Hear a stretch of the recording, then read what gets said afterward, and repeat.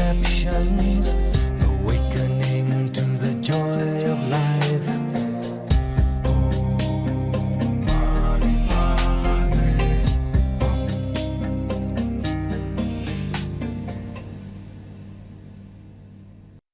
Hi, everyone. Welcome to Olga Davidson Awakening podcast. Today, my guest is Kristina Shultsayte, and she's a yoga teacher, 500 hours advanced yoga practitioner. She's a facilitator of retreat centers in upstate New York, and she's a spiritual guide. She's graduate from NYU, New York University, and she's also graduate of Tony Robbins Leadership Academy and Mastery Academy, where she learned the tools of emotional intelligence.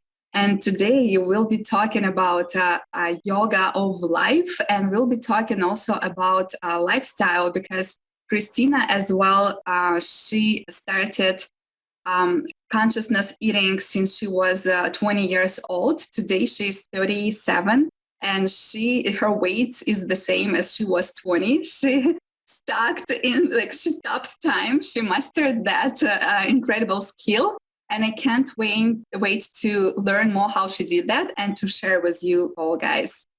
Hi, Kristina. Hi, everyone. I'm very pleased to be here today, and so grateful that you all invited me to be part of your broadcast. Very exciting, and I'm very happy to share my knowledge and my experience with all of you guys. Yay! Yay! And the very first exciting question, yes, me too. The first question I would love to ask you: if you ever had a moment of the awakening when your life was separated for before and after? Oof, that's quite a very tough question. I think a lot of people, the awakening for a lot of people happens during tough times, traumas, something happened to people. And for me, awakening happened when I was 16 years old. My father died. And in that moment, I realized that no one else is gonna help me in my life, because my father was a provider. He's the one who helped my older sister to go to college. So I felt I was on my own, and I either needed to take control of my life or it's not going to go anywhere. And I remember exactly that moment. I was sitting in my yard on a swing and thinking about life. And I consider that the moment when I changed my own life and I started thinking completely different. I took charge of my own life. I started working. Then I was able to go to college. My sister and my mom were able to find money to send me to college. And at the same time, because we didn't have enough money, so I had to start work. Then I chose my own direction in terms of what I want to do in sports, find my own clubs of interest, start reading psychology since 16. That's when I started buying books. My aunt, she was also a guide for me.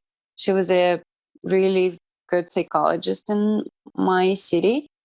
And she has incredible library of books where I started reading about anything, everything. And that was my introduction to psychology.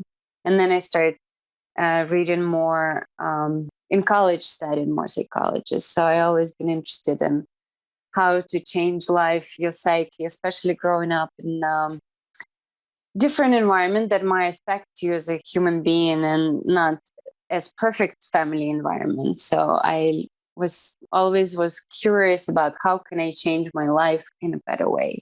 How can I be a better person? How I can achieve things in life that we haven't had as a family. Wow. Wow. That was my moment of awakening, and that's how I started my life. And I started drawing these boards when you can. I remember those moments as well. I probably was 18 years old when I read about that you should put the board with dreams. Dream board, yeah. And that was I still remember that one of my dreams was live somewhere abroad at that time. And I didn't think I'm going to move abroad. But I definitely wanted to live abroad, and I ended up living in New York, in America, and then in Where are you Cayman from Islands. originally? Originally, I'm from Siberia, from From Russia with love.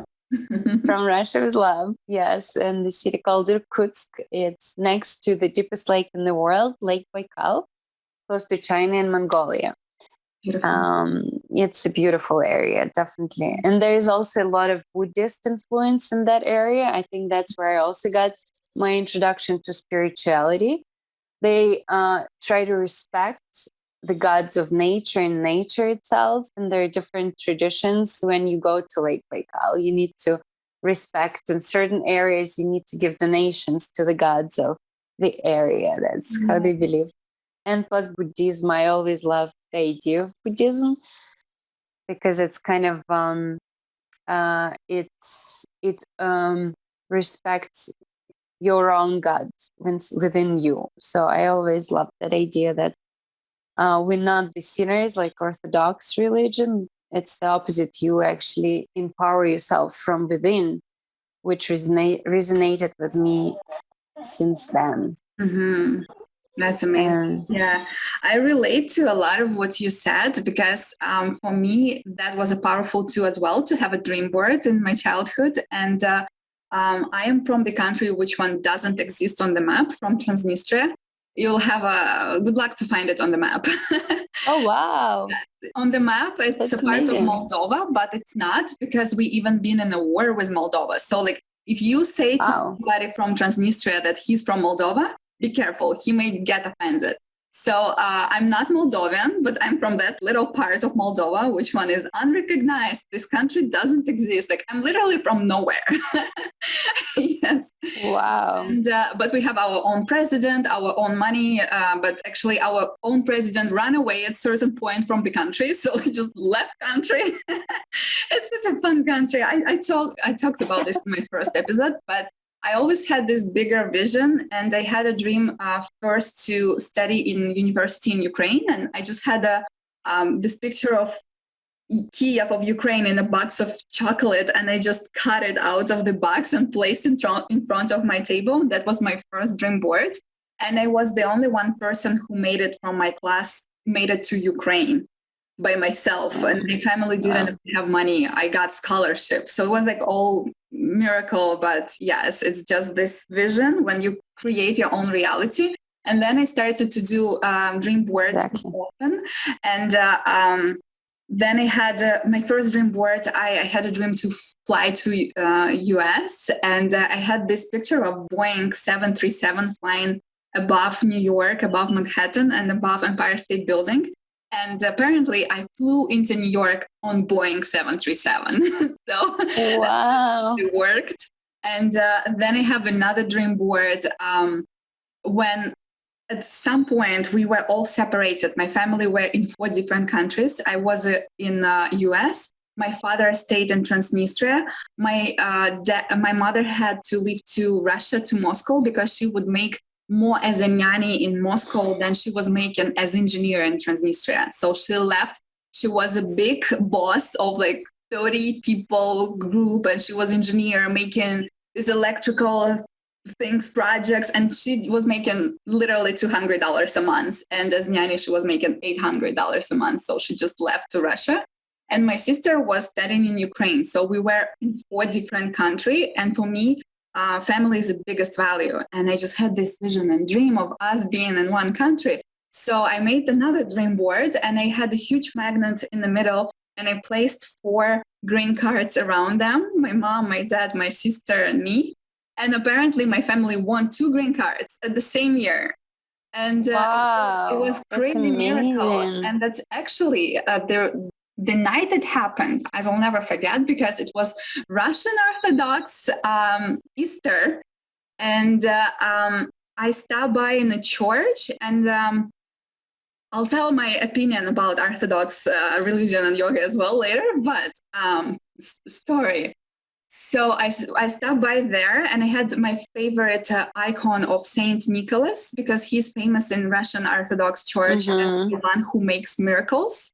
Mm-hmm. And I asked for a miracle for my family. I asked them to reunite in one place. And I also asked it in a very ecological way. I said that I'm so grateful for where I am right now. I'm so happy. I'm sorry if I did any sins or did something wrong. And like, I'm just trying to be a better person. I do my best.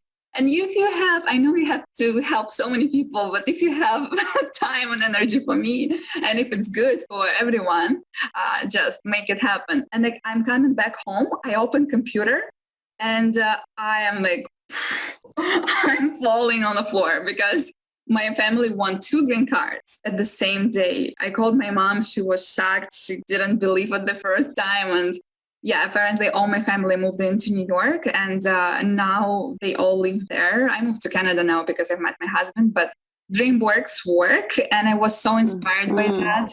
And I did the other dream board after that became reality as well. I've met my husband. I won bodybuilding competition. And I decided to do a workshop about creating dream boards. And recently in April, I led a workshop, and there was about 10 people. And we had like 1 week preparation, because there is a proper way of doing that. You have to clean your space first, clean your mind, clean your house, because you need to create space and release old things to let new things to come in. And there is also areas like the certain way of how you put it in a board. And apparently people are reaching me out now from this group and from this workshop, and their dreams also becoming to come true. So I think about making maybe another one. So if you are listening to this right now, you can DM me. If we have enough people, we'll just do another workshop, because this is incredible how it works. Like, absolutely. It is amazing, actually. I agree. As long as you're truly want it, and like you said, and doing it in an ecological way, so it's not going to hurt anyone, anything. That's the key. And once you create the space exactly how you described it, it's going to come in your life. And it's fascinating how it works. The moment you realize it, it's a miracle. Exactly. Yeah.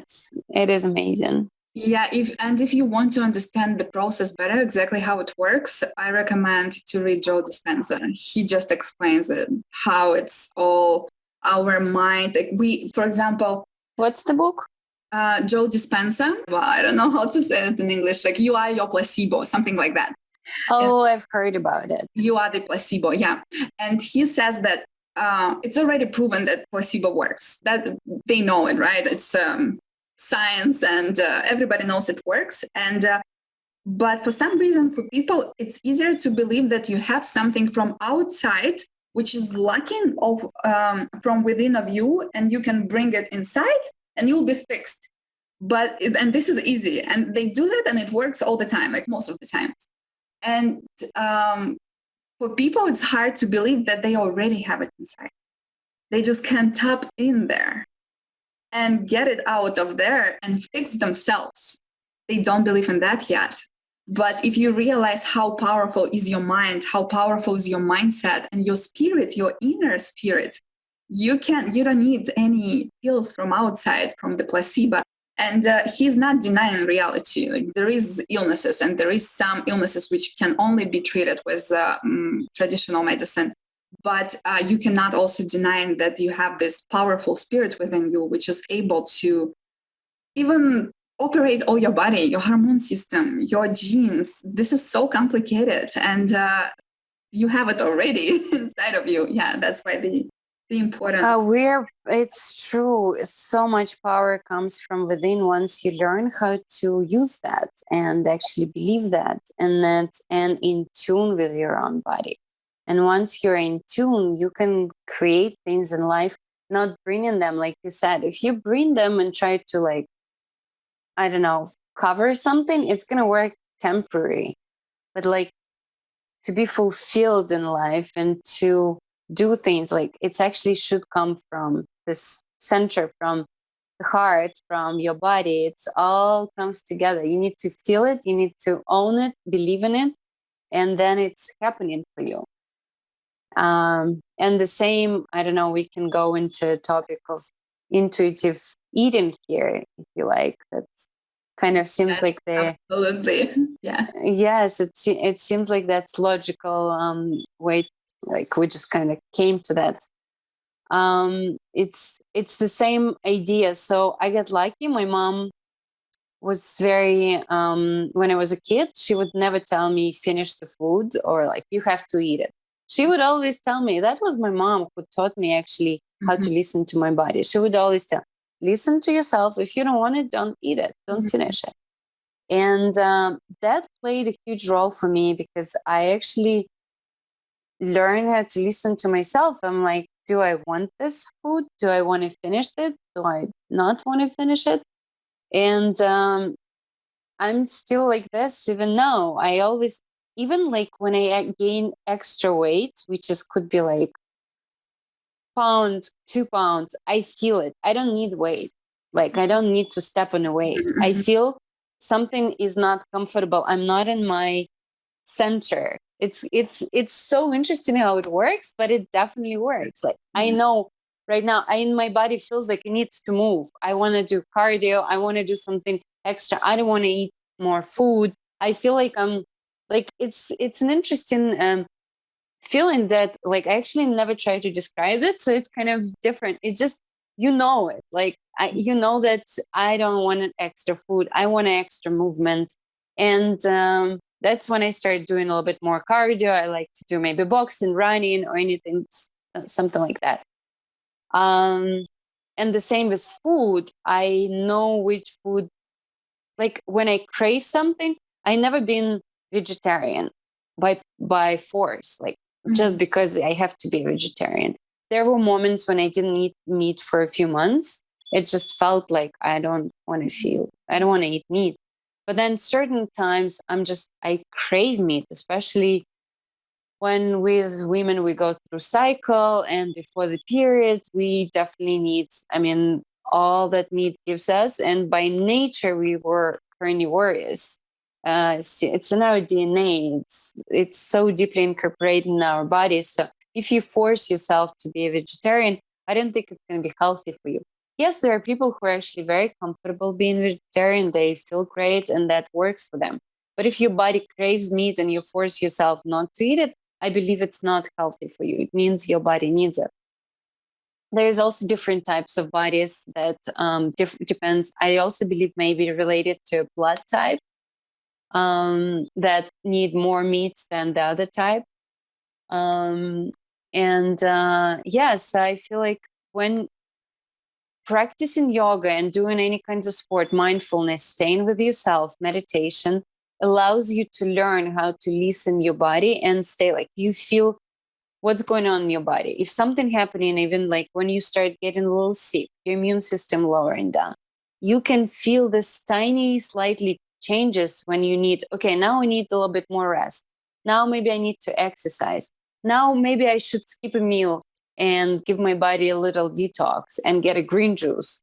Or maybe now what I should eat today for dinner. All this, so yoga, meditation, staying with yourself, all that allows you to learn how to listen to your body, and your body will tell you what it needs to stay in balance, to stay healthy, to stay with energetic.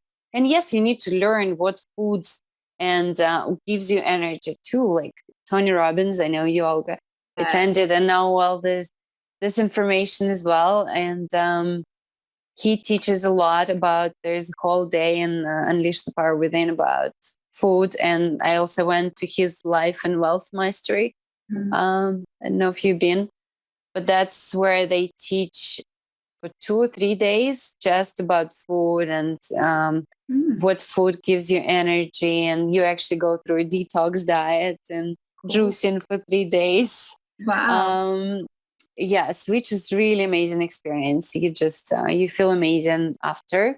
It's especially first day is hard because you don't need any sugar, and people go have headache because of that, because our body is used to The withdrawals. having withdrawals. Yes, Yeah. exactly. Yeah, so I think that's the main idea, is to learn how to listen to your body, and yoga can give you those tools, definitely. And then learn what foods are great for you. And you should also, like, sometimes somebody can tell you this is great, but you eat it and it doesn't work for you. You're not going to feel great. So you also need to be able to filter it through your own body, like through your own system, because we're all different. Something might work for you that might not work for another person. Absolutely. Yes. And how does your diet look right now? Do you eat meat? Do you have alcohol? Do you have coffee? What's your meal plan is like? So I don't have any particular restrictions. I don't say no, like, oh, I don't need this or I don't need that. I always try to stay in moderation. I do think alcohol is definitely not good for you. Like, I know it's going to affect me, how I'm going to feel the next day. So I try to drink as less as possible. But do I drink? Yes. Once in a while, I like, first, like, I think glass of wine, especially red, is not that bad for you. Sometimes it feels kind of nice to have, and I don't know. I think in moderation, it's okay. But harsh alcohol is not good for you. And also it affects your mood and your hormones, which is sometimes people don't realize it. If they're not in a good state, maybe even get depressed, it might be related to consumption of alcohol. So I definitely have negative attitude towards drinking alcohol, especially consistently. Mm-hmm. As for the food, coffee, sugar, meat, I do eat meat. I don't eat it often. Once in 2 weeks, maybe once a week, but that all depends on how I feel it. I definitely wouldn't eat it. I wouldn't suggest eating it every day. It's not great for you, not for your blood vessels, and gets heavy energy, which is good. Sometimes it grounds you energetically, but for your body, like, you need to have a balance. Right. So I eat more, definitely lots of vegetables. They always, as Tony Robbins was teaching, and it resonated with me. So 70% is vegetables, and or like even 80%, maybe 70-80%, and 20-30% is a protein. Either fish, meat. I eat a lot of fish. I like, and I try to buy local fish, not farm raised, wild caught fish. Mm-hmm. Because farm raised, especially salmon, they add so much antibiotics or something. It's tons of really stuff. sad. They add red color to the salmon to make it look more yummy. Yeah, unfortunately. Right.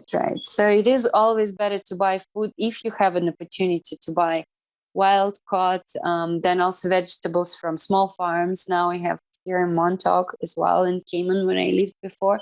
I always go to small farmers markets, where you can buy local. And I mean, you don't know, they might spray it as well, but I think it's way less than the conventional when they spray in huge amounts. And even organic food is actually sprayed. It's just less than non-organic. Yeah. So, Yes, absolutely.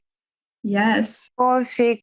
I do drink coffee. I do think it is an addictive drink. So that is just because it is, I feel addiction to it. I also don't think it's great for you to drink consistently. But I drink it. It's from all of the worst. I think it's not that bad. But if you have a chance, I always suggest and take breaks from coffee, or even try to drink as less as possible. Mm-hmm. Yeah. What about detoxes? Do you have any days where you just eat super clean or fast water only to reset your body system? I don't do it consistently. I have done juicing for actually like 5 or 6 days, even maybe whole week, 7 days. I just decided to try, see how it goes. First day is the hardest, and second it's get easier, and third, fourth, it's just you don't even pay attention. You just, like, your body adjusts and feel great. Yeah, yes, it was. And then when I was going to Tony Robbins seminars, and I've done it a few years ago. And what I do is actually, I do like sometimes to skip dinners after, if I exercise in the evening, and then I don't have dinner after. That to me gives a break to my digestive system, and I feel great after the next morning. I get actually more energy. Mhm. The more you eat, if you overeat, you have less energy. So it's important to have balance and take breaks actually sometimes for your digestion to detox. And if you feel like you don't have a lot of energy, maybe that's time to just skip dinner, just have a juice, green juice, organic green juice for dinner instead, or glass of water with lemon. That's going to be amazing. Mhm. Nice. Um, And you say that fun day. you practice intuitive eating since you've been very young, and we obviously can see that by the way you look and by your weight. But what do Thank you you. suggest to people who just start, who wants to learn how to listen to their body, but they never really had this connection yet? What is the first step to start from? I think the first step is being able just to stay with yourself quietly without any interruption, people around. Because for a lot of people, that's already a challenge. They want external stimulation all the time. They want to be around people all the time, doing something all the time. Something happen. They want something to be happening because otherwise they don't know what to do.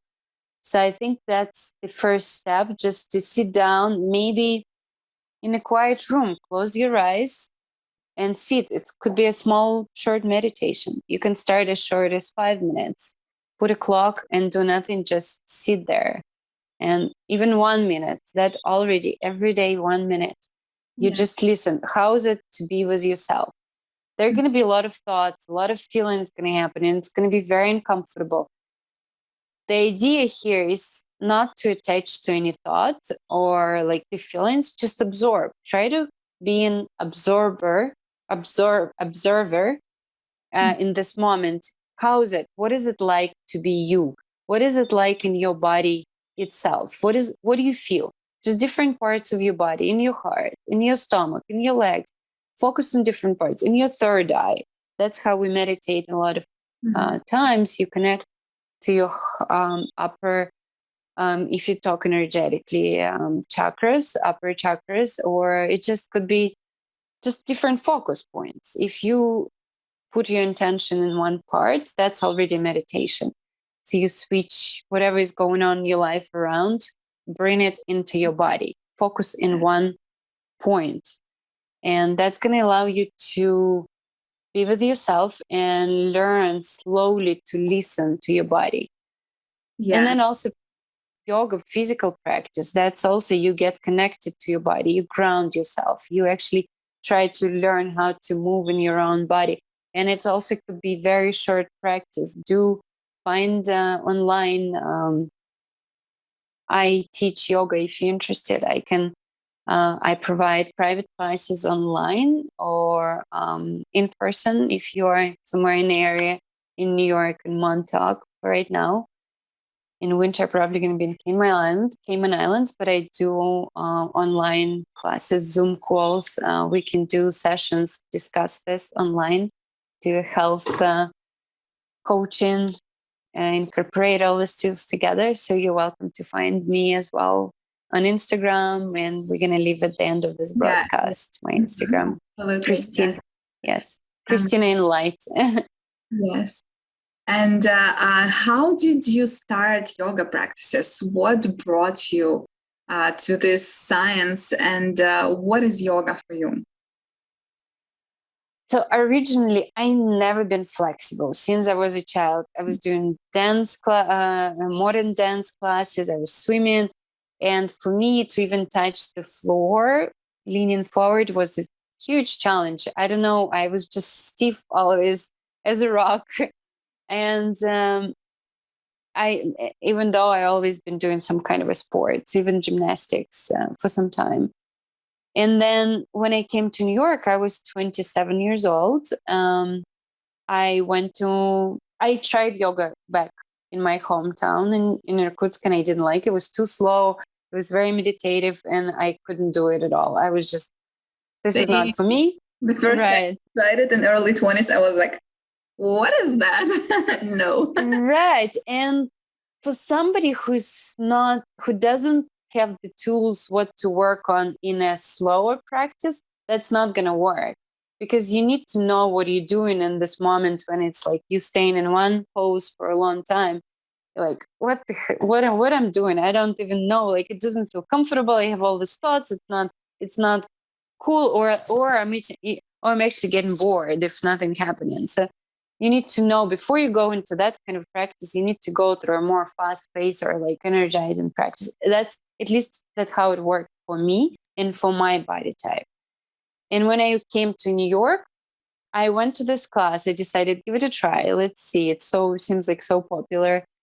And my first teacher, she was amazing. She was at least 10, 15 years older than me. She looked like me. She looked in a beautiful shape. Great. She just looked amazing. And she was doing all these crazy postures when I was like, that's amazing. She's more than 40 years old, and she's doing all this crazy stuff in incredible shape. I want to be able to do that.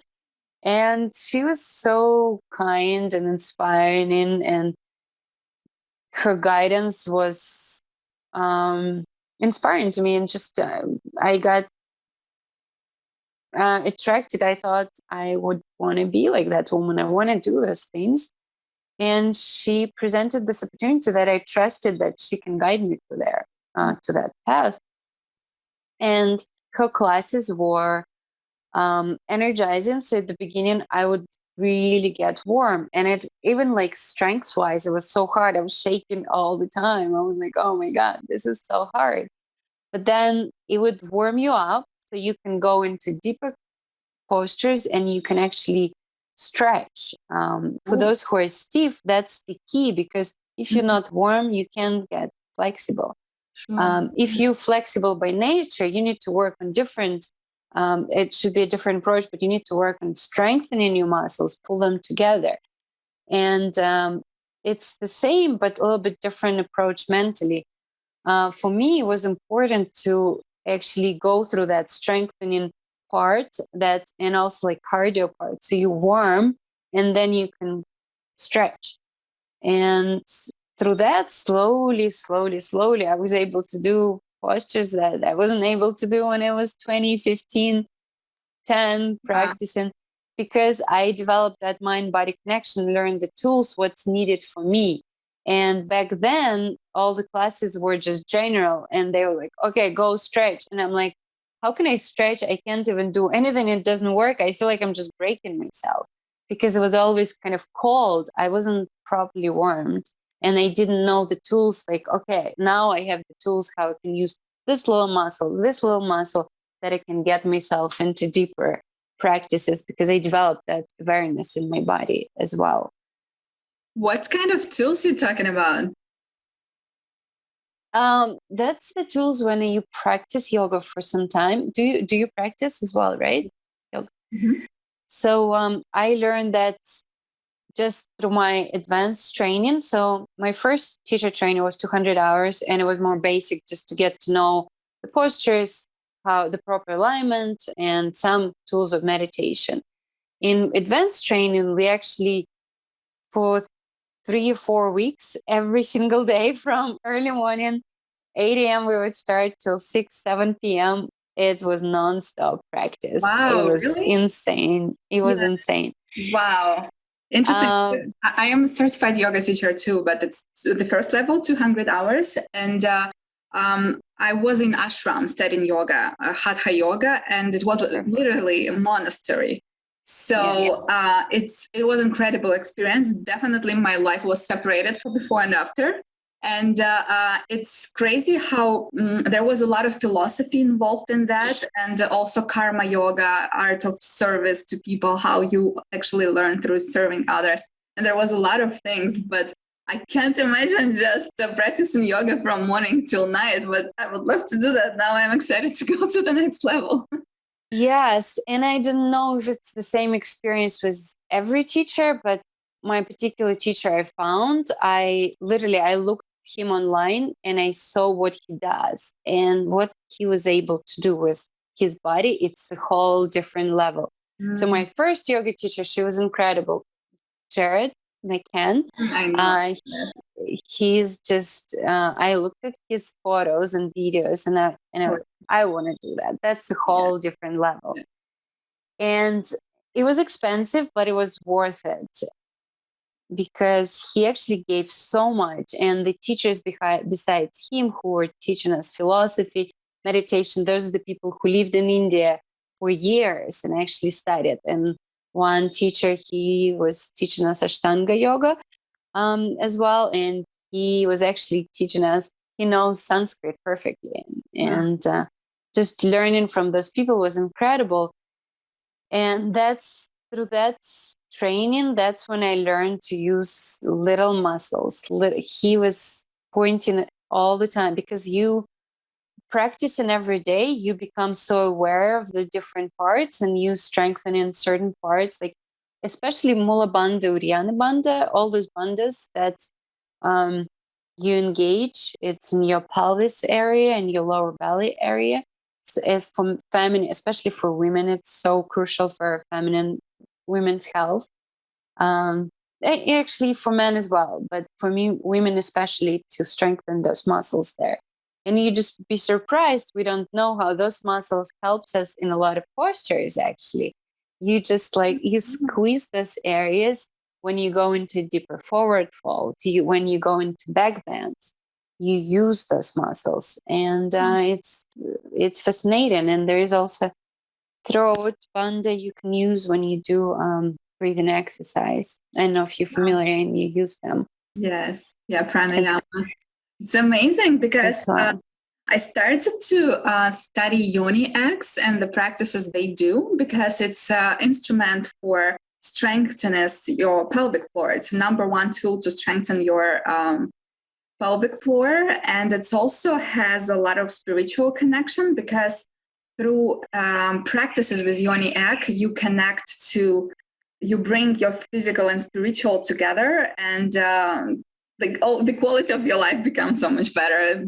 A woman gets rid of the chronic pain from lots of illnesses. The births become better, or it helps to recover after birth. Orgasms becomes better. Like there's a whole bunch of benefits, and it's so powerful. It definitely is. And for men, the same. For men and women, sexual life actually improves when you start practicing yoga and using all these muscles, because you know how to you strengthen this area and you bring more energy to there too. So it is and they also powerful. say that even exercising with Yoni X help to help with the facelift. And yes, I heard about to do Botox because it's all one muscle system. And if we start to work on this muscle, if we don't work on it, it does atrophy. If you keep working on that, like all your entire system is getting stronger and even rejuvenate. Yes. So maybe because you do so much yoga and you talk about this Uriya Bandha and the other bandha. Uddiyana Bandha. Mula Bandha. Yes. You look so young, because you're 37 and you look 27. I love it. Thank you. Yes. And the same, my teacher was saying the other week I was taking his class, and he's 40 now. And he's like, he moved to Hawaii now. He was in Williamsburg. He had his own yoga school there. And now he's in Hawaii with the COVID and everything. And he was like, oh, people asking me, oh, you're so young. You look so young. How old are you? 20 something? Like, no, I'm 40. Do yoga. Yes. And that's exactly the same thing. When people tell me, wow, how come you look so young? I always say, do yoga. And it's true. I mean, I consider it's a lot of factors together, like food, the way you approach life, stress, but definitely practicing yoga, because the things you do with your body, none of the other sport. Every sport will keep you young and good, but I think yoga especially, because let's say health starts with your spine. You don't do twists in any other sport. Twists are so crucial for the health of your spine, for your posture. When you twist, you bring fluid in between your vertebrae, and that keeps your spine healthy. You eliminate pain in your spine, in your neck. Your posture stays. Because the older we get, our postures actually we start rounding a little bit down. So when you do back bends, you actually stay. I haven't had the better posture that I have right now. I never had in my life, and it's all because I consistently practice on my yoga and back bends, strengthening my back, legs. Actually, your body changes the way it looks. When I look at the photos, I mean, I always was fit, but I never like my legs the way they look. I never liked the way they look. Now when I wear short shorts, I really like the way they look. And I didn't like the way it looked in 20. It's different because your body structure changes and your muscles become leaner, and that's amazing. Even your skeleton is proven is changing. Wow, that's amazing. And yeah, you're right that first of all, it starts from the spine. And when you work on the health of the spine, your entire system gets better because there is so many nervous endings, and it's a huge nervous system there, everything. Yes. So, yes. And all the joints, and plus, so the blood flow starts circulate in the areas that are actually stagnated. If you sit all the time and you don't practice, your blood vessels, that's like heart attack or just overall different nutrients. They don't go to certain parts of your body. When we do inversions, like that's actually why they say your face look better, because another teacher that actually my teacher studied was Dharma. I don't know, you might have heard of him. He's now 80 something years old. He still teaches, he still practices, and he still does certain postures that I can't do, like the way he does his headstands. And he looks amazing. Like they're not even close to 60 and he's 80 something. And you can look him up. Dharma, he has his own school in New York City for years. Incredible and inspirational man. And it definitely, inversions is a definitely huge part of people to look for people to look younger. And bring in nutrients. When you practice more intense, you actually sweat, and then you move different, like you twist, you scream, you just do all kinds of crazy stuff that allows those blood vessels to squeeze, then open, and blood circulation goes to different parts and bring nutrients to different parts of your body.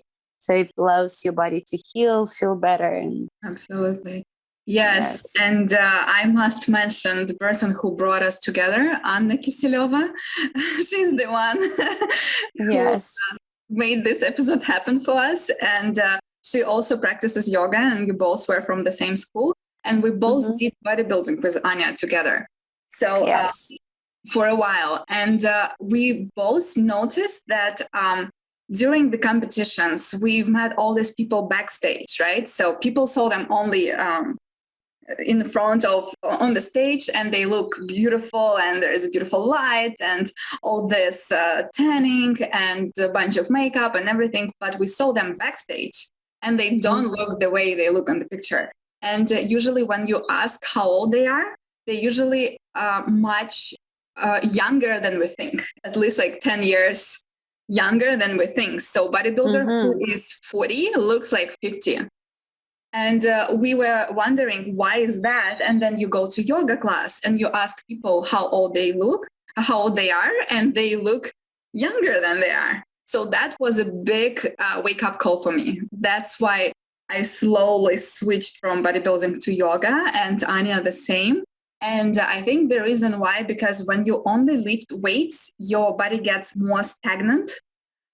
Your muscles get tight, and you rarely stretch it after that. Because when you do weightlifting, you're supposed to do stretching before, during, and after.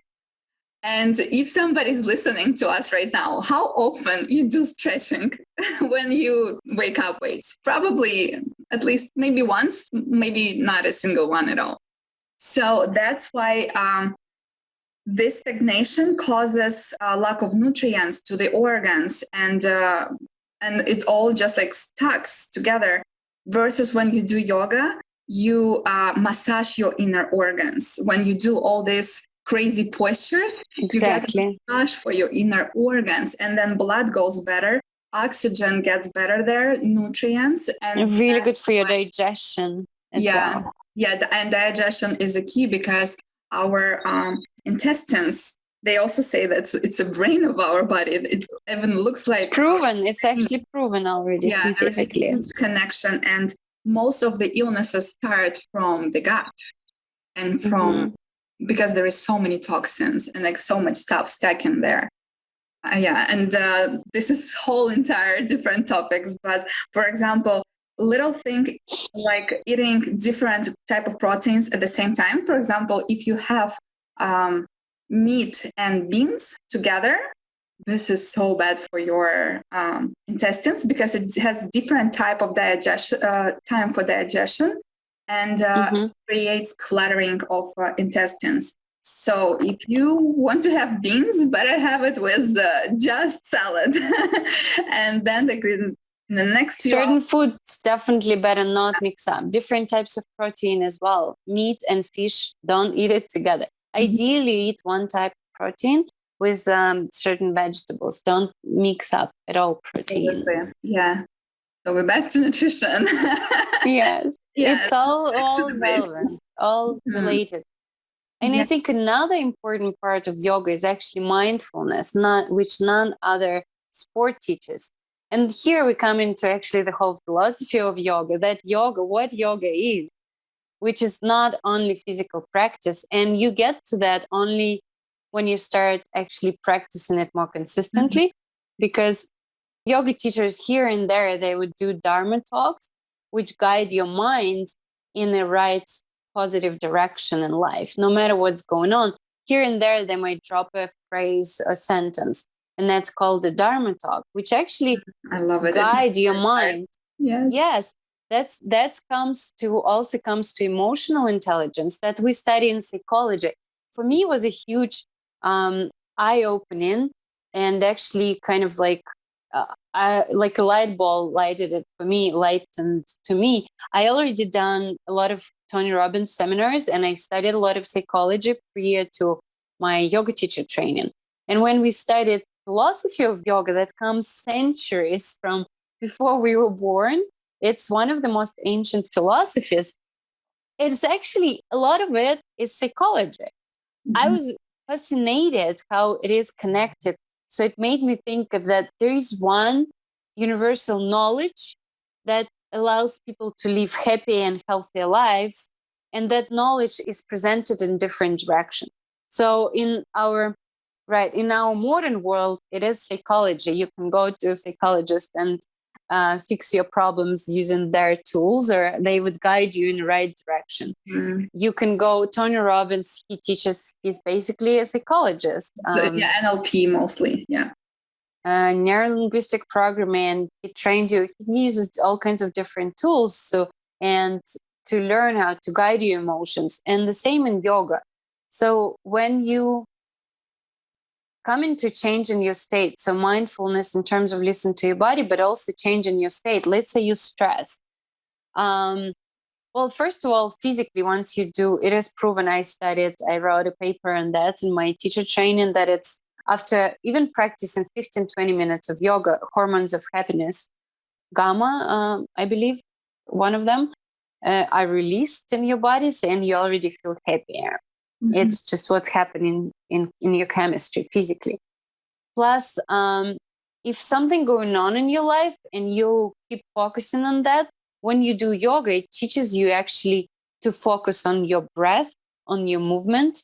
And when you use your breath, deep breath in and out, you already calm your nervous system. Plus, you switch your focus. You don't focus on all those thoughts that makes you stressed. You focus on your body, and that also changes your chemistry within you. And then you have a space to actually solve your problems or see them from a different perspective. And that changes the quality of your life using those tools daily. So, and then that's coming to yoga, what yoga is. it's called 8 limbs of yoga. Mm. I don't think I can call all of them 8 right now, what they included, but there's I can Pranayama. yeah, right. I can call the main ones. Maybe you name the rest of them if you remember. So first, physical practice, definitely. All the postures is part of yoga. Second is pranayama, breathing exercise. So it's huge part of it. You can just do breathing exercise. You're already going to feel great. It has so much proven physical benefits and energetic as well. You can balance your feminine, masculine side if energetically. Physically, it can calm your nervous system, bring oxygen to your body, and actually improve your lungs capacity. And just, I'm sure there's way more benefits than just that. I can just tell you the main ones. Then there is the way we keep our space where we live. They teach you how you keep your space in your environment, that it should be organized, clean. So those are all huge helpful tools. And then how you treat people, how you treat yourself. So you always start being kind to yourself, then you're kind to others. And actually, I was teaching kids in Cayman Islands, and that was the best to teach them this tool. How they were like 5 to 10 years old, and they would be like, first, we should be kind to ourselves. And I would ask them why. And they'd be, well, what if you're not kind to yourself? How can you be kind to others? And it was so adorable. And I felt so fulfilled and grateful that I have the opportunity to teach the little kids. Not like, because let's say I was coming through so many years to get to that, to use those tools so you can live happier and healthier lives, and they can use those tools since a kid if it's incorporated in their psyche, which is amazing. Yes. This is so cool. A lot of information there, but yes. And there is so many different types of yoga. Vinyasa, Hatha, Bikram, Hatha yoga. What's the difference between all of them, and what's your favorite one and why?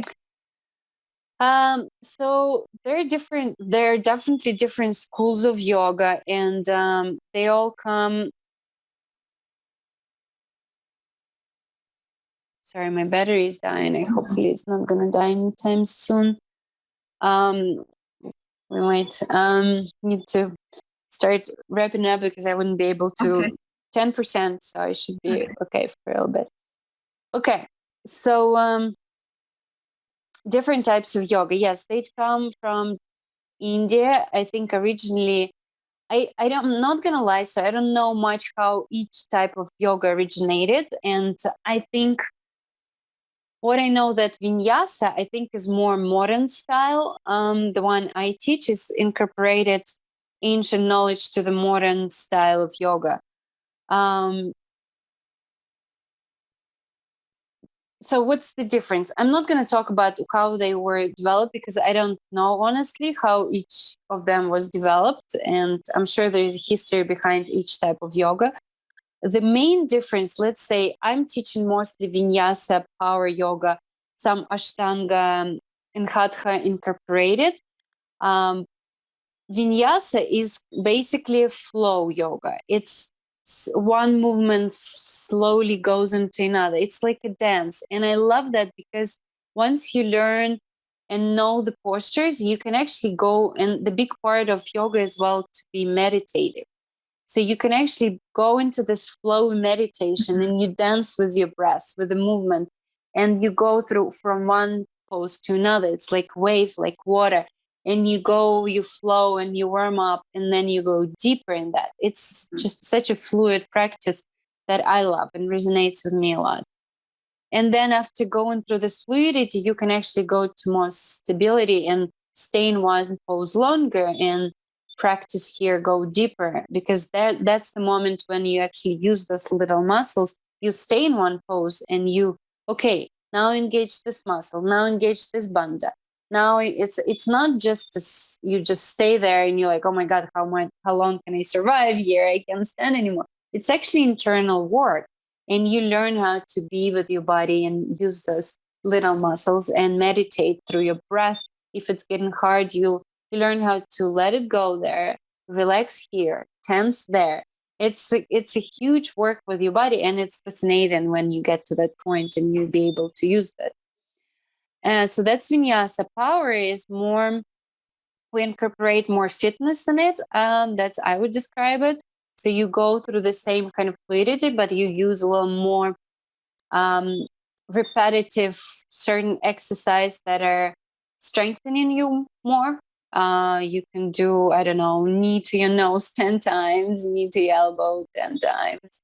So you become stronger. So sometimes people need this, a little bit extra cardio would be there in strengthening. Ashtanga is the whole different style of yoga that is actually repetitive, and they suggest that you do it. I love Ashtanga. We have a Ashtanga teacher in my school as well. So I was doing Jared's classes and as well as Ashtanga. It allows you, when you do repetitively the same exercise consistently, because in power and vinyasa, sequences might change and might use different postures.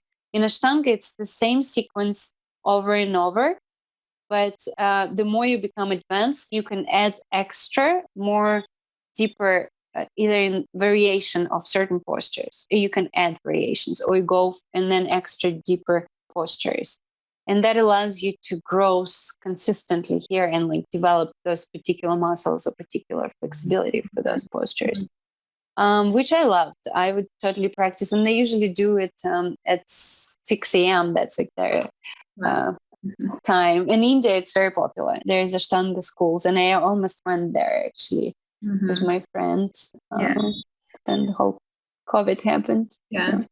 I did Hatha yoga, and my certification is in Hatha, and that includes a lot of relaxation.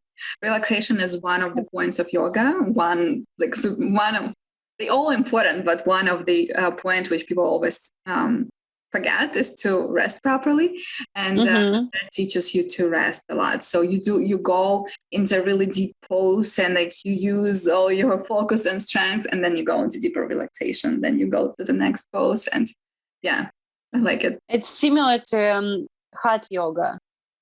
They do shavasana in between postures all the time. In what's the name? Hot yoga. The guy who created hot yoga. It's from my mind right now.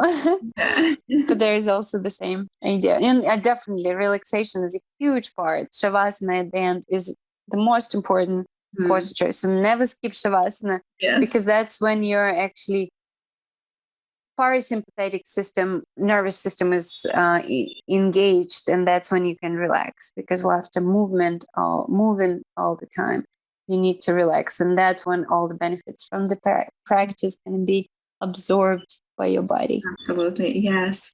And before we start to wrap up, I promised to come back to religion, and I want to express my opinion on that and wonder what you think. But for me, once I found yoga, we studied a lot Advaita Vedanta, which is the ancient philosophy, yoga philosophy, and also all the Hindu gods and Brahman, Atman, all these things. And it really, I fell in love with that. So it makes so much sense. And I talked a little bit more about this in my episode, which I recorded right after yoga school, when it was like, oh, charges all this knowledge and energy. And but briefly, it makes so much sense. And I love our Orthodox religion, because I told you I had miracles in my life connected with this religion. But at the same time, I recently read this book written by, oh my God, I forgot his name, but the name of the book was Conversation with God. Neil Walsh, I think his name. Yeah, and he's talking about how Christianity makes people feel bad, that, oh, we are biggest sinner, we are always wrong, and we need to deserve this paradise, otherwise we'll be in hell. And yoga really, the yoga religion, Hindu religion, really tells you that, no, you have a God inside of you. And you should love your inner God and love everything, because you are one with that God, and God is everywhere and everything. And this resonates with me so much better. And I kind of feel like a multi-religion. I love all the religions because they all have different values and different beautiful things. But Hindu and yoga, it's just all different level when it brings together physical and spiritual and mental. And this philosophy really helped me a lot. Bhagavad Gita, which is yoga Bible. Yes. Yes. Ancient book. Oh my God. Very hard to read. I ordered one in Russian language, so it's easier for me. Wow, Yes. that's a good idea, actually.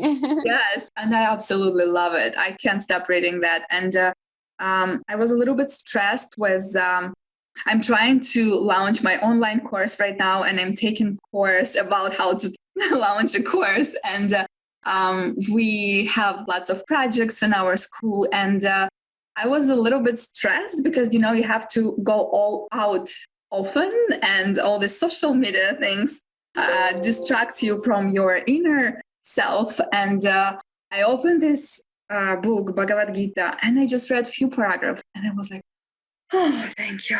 Just like remembering that, boom. I was like recharged again, ready to go and conquer the world. It's so powerful just to remember the truth that do what's your role is without any attachment to the result. Just let the divine energy go through you and just serve. And don't think if you lose or win. You're going to win anyway because you just did your role. It's so simple. And yes, yes, I agree. So definitely you can find way to yourself and the truth through different paths. I'm not religion per se. I do respect religion. In a way, there are definitely good tools for people sometimes to find hope, connection through religion. Sometimes there is certain religion goes to the extremes that I think not healthy for people, like in terms of sins, and need to like that. We are already seen guilt, people who make sins, guilt, yes, sense of guilt, creates lots of blood. Right. So it loses the empowerment that people should have from within, and that's what I resonated with yoga and with Buddhism to me. That empowerment comes from within. Once you find the strengths from there, you can do anything in life.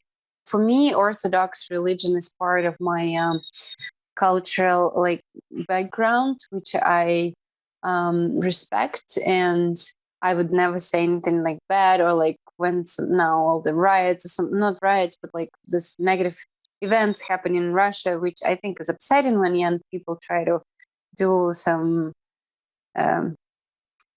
dirty in a way stuff in churches, but it's also a whole different topic to talk about it.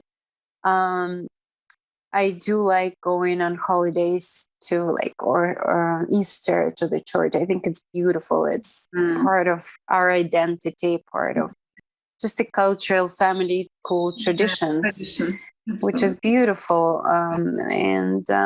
Yes, I'm all up for it, but people should choose tools and guidelines for them that makes them happy and empowered. I think that would be my main advice. I don't know. Yes. So how can we find you? What's the contact points with you? Your Instagram, and I also know you have retreats in Hamptons. So how can our listeners find you? Right. And what do you do exactly?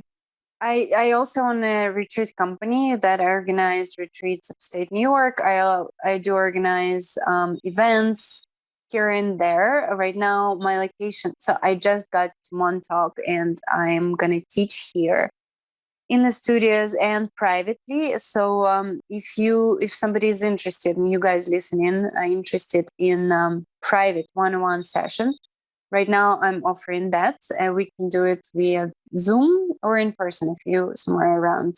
And that could be we can incorporate wellness talk and find the tools, what works for you and your goals. It could be losing weight, staying in a healthy weight, finding that balance in your body, in your weight, just feeling better emotionally, physically, get stronger, more flexible. We can work on that and incorporate all the tools that I know, including yoga, of course. So yes, if you guys interested, you can find me on Instagram, Kristina lower line, I call it, in light. Maybe Olga will write it somewhere We'll at add it the to end. the notes, so it will be easier to find it. Right. So my company called Inlight Retreats. You can always find the website as inlightretreats.com. And I don't know, phone number, WhatsApp, if that's the case, it works too. Should we put it at the end or how? Yeah, absolutely. You can always WhatsApp me and ask me. And my phone number is 347-259-0587. And I'm happy to talk, do a free session. We can do 10-15 minutes assessment and talk what are your goals. And then you are welcome to join my events, which I'm definitely going to do in the Hamptons. Some summer events, then one-on-one sessions. And I'm also working on an online product, which is going to be all that I know, including yoga, meditation, intuitive eating. All of that is going to be created in a package that people can access for themselves. So, yes. Yes, thank you so much for sharing, and thank you so much for being here and share all your knowledge and wisdom. I'm really grateful to have you here today. Thank you, Olga, so much. It's been really amazing and spend this time with you and talk about something that I love and know. Absolutely. Yeah, definitely enjoyed it too, and got so much inspiration to make my practices more consistent and to listen more to my body. And yeah, we know all the yes, that's the the main thing is consistently. You just know why you do it. Yes. Know your why, and you're gonna do it. Absolutely. Yeah. Thank you. All right. Thank you so much. Bye. Bye-bye. Bye. Bye. Talk to you later. Bye.